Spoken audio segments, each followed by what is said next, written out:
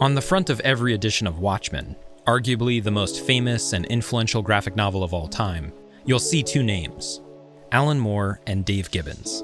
Both are rock stars in the field of comics, the writer-artist team that quite literally changed the trajectory of an entire medium. And yet, when you actually open Watchmen and take a look inside, you'll see a third name listed, John Higgins, the color artist who significantly influenced the appearance of the Watchmen universe.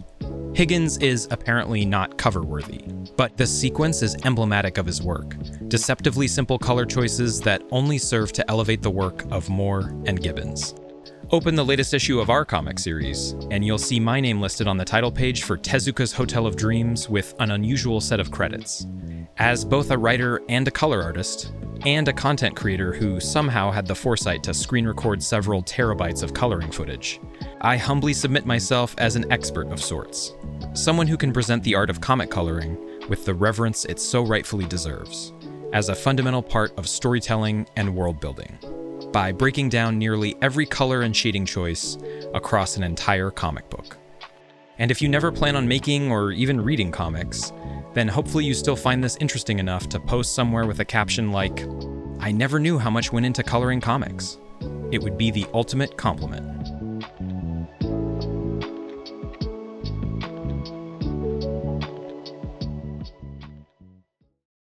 Of course, it would be foolish not to acknowledge my co-creators' contributions. None of my color decisions would be possible without Lydia's skill in pacing, panel composition, page layout, character design, body language, and facial expressions. In many cases, my colors were inspired by choices she made early in the process, and without her lead, I would be lost. But for now, I'll guiltily gloss over her abilities by simply saying that she took the script and translated it into 36 pages. Those 36 pages tell the story of a reporter, we never reveal her actual name, staying at a newfangled hotel that claims to control guests' dreams. Her day job is journalism, but her dream, pun intended, is to write her own role-playing game. As the story unfolds in a non-linear, intentionally disorienting narrative, we jump between the real world, where she's depressed and creatively stunted, and the dream world, where she's depicted as a Conan-esque barbarian. But eventually, as her sanity dissolves, the two worlds begin to merge. Now at this stage, when reviewing a full issue of finished pages from the artist, you're faced with your first, most significant decision. What does your world look like? And if that world has multiple realities, how do you define each reality so that your audience can discern between them while also emotionally connecting with each? Well, a great place to start is by pulling from your own influences, the stories that you yourself have connected with emotionally. Tonally, Tezuka's Hotel of Dreams is influenced by a somewhat amorphous genre that I like to call creeping psychological terror. I first experienced it as a kid in the 90s, watching Twilight Zone marathons on cable. The work of creators like Rod Serling and Richard Matheson made a huge impression on me, and is probably why most of my own work deals in dreams, surrealism, and devolving sanity. Many modern creators are described as torchbearers for the Serling-esque style of self-examination. But for me, no one does it better than manga master Junji Ito, who has repeatedly unnerved me with tales of regular people experiencing steadily increasing terrors. His nightmarish drawings are incredible visual metaphors for anxiety, depression, or external pressures that attack our self-worth and emotional well-being. If you haven't noticed by now, all of these examples share one basic visual style. They're in black and white. But they all make use of the style brilliantly, embracing the lack of color with haunting results. So, when depicting the deteriorating mental health of a main character in a mundane existence, it felt correct to go monochrome, combining the noir-like presentation of 1960s teleplays with the halftone patterns of manga. Those dot and line patterns are simple, but they telegraph a lot of the tone I was trying to craft as the writer, because they're patterns so indelibly tied to eerie Japanese fiction. You'll even spot a few more overt tributes to Uzumaki, with surreal geometric backgrounds in some of the more unhinged panels. But what about the truly unhinged portions of our story, when we leave reality and enter the dream world? Or put another way, how do you elevate the appearance of dreams when your reality is monochromatic? Well, that question was answered almost 90 years ago, when audiences were treated to one of the most perfectly constructed shots in cinema history. Dorothy emerging from a sepia-toned Kansas farmhouse into colorful Oz has been copied endlessly, but that also means that audiences are well trained on its meaning. It's a way to communicate that we've moved from reality into a dream, without any risk of confusing the reader. And since Tezuka's Hotel of Dreams is already nonlinear and disorienting, it's nice to rely on a color system with established cultural cachet. Now, the cruelest temptation of digital art is the menu of infinite colors, which in overeager hands means an oversaturated, funfetti explosion that overwhelms your reader.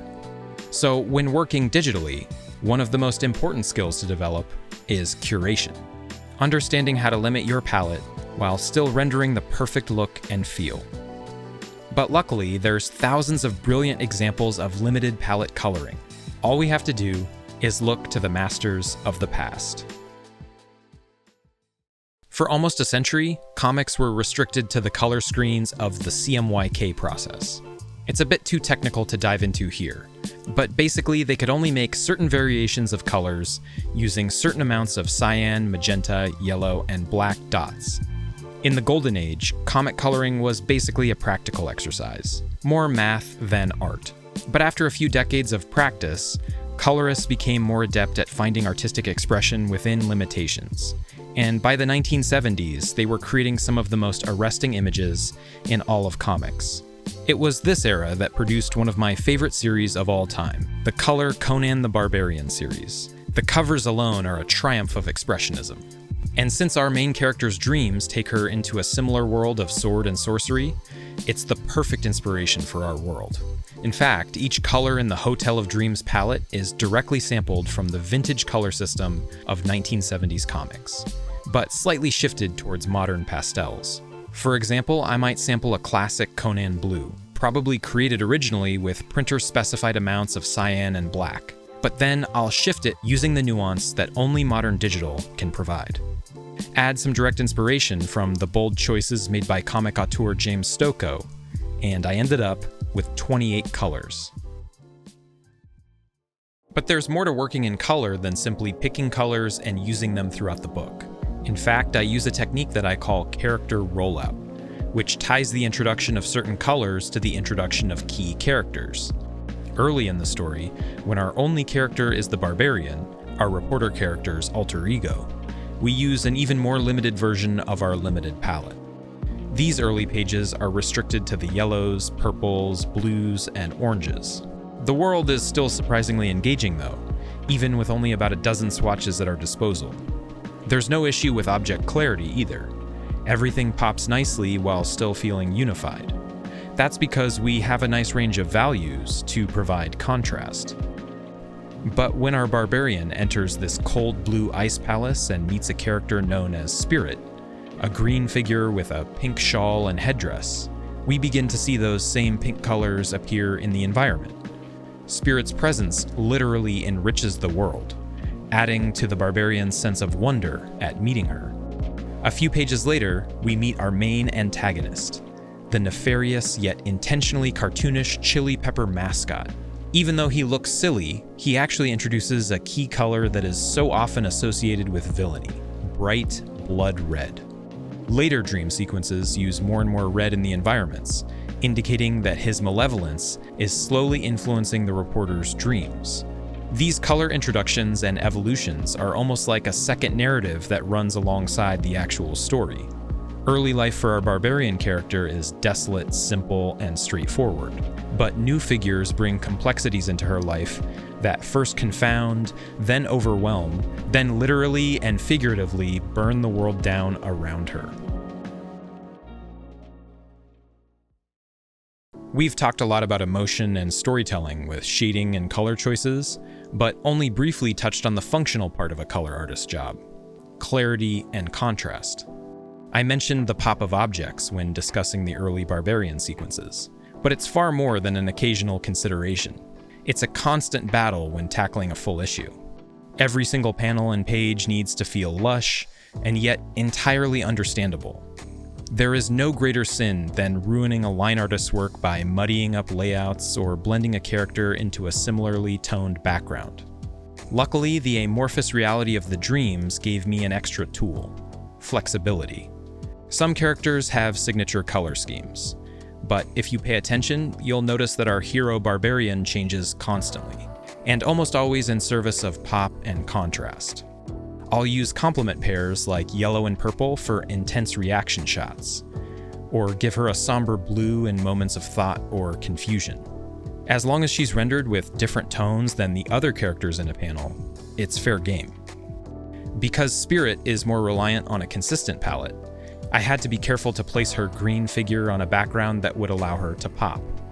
Luckily, she's rendered with both mint and lime greens, so I usually had at least one option that juxtaposed with my various yellows, purples, oranges, reds, and blues.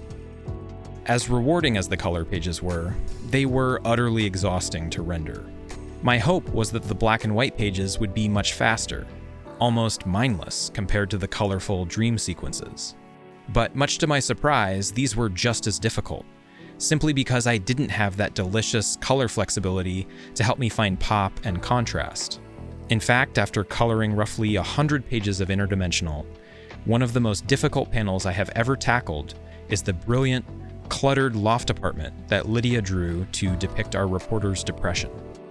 It's a night scene, so I wanted to obey the dark, moody atmosphere we originally envisioned, but I quickly became lost in the nuances. Dirty clothes against chairs, or books against a bookcase. The clutter was utterly maddening to define.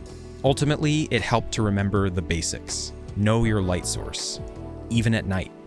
Once I realized that the computer screen would make our reporter the brightest thing in the room, it took some of the pressure off of the other decisions. I at least had a clear focal point for the reader's eye.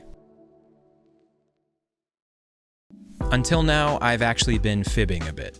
You see, some of these black and white pages aren't fully black and white.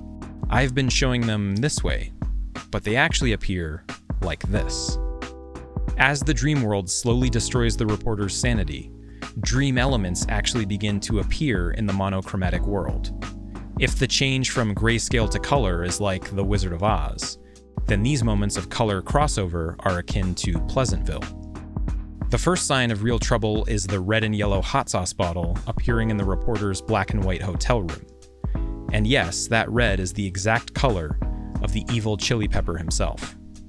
Later, as boundaries crumble further, we introduce more colors from the dream world, some additional orange fire colors. And finally, we meet a strange character who may or may not be the titular Tezuka himself. He comes bearing the rest of our dream palette, the blues and purples. We now have seen every dream color leak into the black and white world. It's a signal that our reporter has finally broken, and it's at this moment that the reader turns the page and plunges into the final unhinged dream sequence, which is the most colorful and unpredictable of all. So put it all together, and you get 36 pages like this. And here's perhaps the most useful lesson in this whole video, which is that a good color system tells a story even when viewed from very far away. Look at how we transition in and out of the mundane grayscale world. Look at how certain key panels pop, how certain sequences feel cold or warm or emotionally charged. Look how color slowly infects the black and white world, how the dreams become more intense. We finally fall into 6 pages of colorful madness before crashing back down into 3 pages of the crushing black and white conclusion. I'm always struck by those trendy graphics where someone averages the color of every frame of a film and then puts the slices on a timeline. What you get is more or less identical to a comic's color story. It's the result of a creator making very pointed choices as a narrative unfolds. Choices designed to make the story more emotionally impactful, or simply help the audience understand how to process it. And if cinematographers can get up on stage in front of millions of people and accept the most prestigious award in all of televised award giving, then perhaps it's time to move the name John Higgins to the cover of Watchmen. As always, if you've learned anything from this video or any of our other content, please do consider picking up your own copy of Interdimensional 3. It contains Tezuka's Hotel of Dreams and several other stories that use color in unique and impactful ways. Finally, producing comics and content of this caliber is extremely difficult and time-consuming. So if you have the means, please do consider supporting us on Patreon. For $5 a month, you can say thanks to us and unlock some rewards too.